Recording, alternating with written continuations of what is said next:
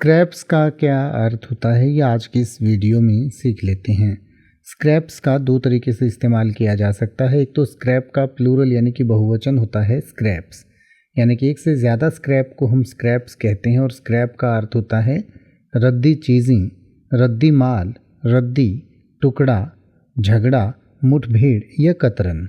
तो किसी चीज़ का कोई रद्दी माल होता है या कोई रद्दी चीज़ होती है तो उसको भी स्क्रैप कहा जाता है। इसके अलावा किसी का कोई झगड़ा या मुठभेड़ होती है तो उसको भी स्क्रैप कहते हैं। एक से ज़्यादा को स्क्रैप्स कहा जाता है। इसके अलावा स्क्रैप का इस्तेमाल वर्ब के रूप में भी किया जाता है। तो वर्ब के रूप में स्क्रैप का इस्तेमाल जब हम प्रेजेंट इंडेफिनिट टेंस में ही, शी, इट या सिंगुलर थर्ड पर्सन के साथ करते हैं तो रूल के अकॉर्डिंग इसके साथ एस लगाते हैं जिससे स्क्रैप्स बनता है। और स्क्रैप्स का अर्थ होता है कि स्क्रैप करता है या करती है या कर देता है या कर देती है। और स्क्रैप करने का अर्थ होता है निकाल देना, फेंकना, जुटना, गुथना, दस्त बदस्त लड़ना या रद्द करना।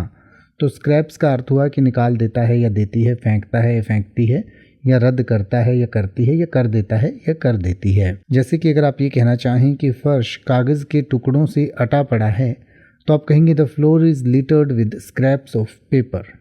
The floor is littered with scraps of paper. या अगर आप ये कहना चाहें कि इसने धातु के इन टुकड़ों को एक मूर्ति में बनाया या धातु के इन टुकड़ों को या इन रद्दी टुकड़ों को मिलाकर एक मूर्ति बना दी तो आप कहेंगे she has built these scraps of metal into a sculpture.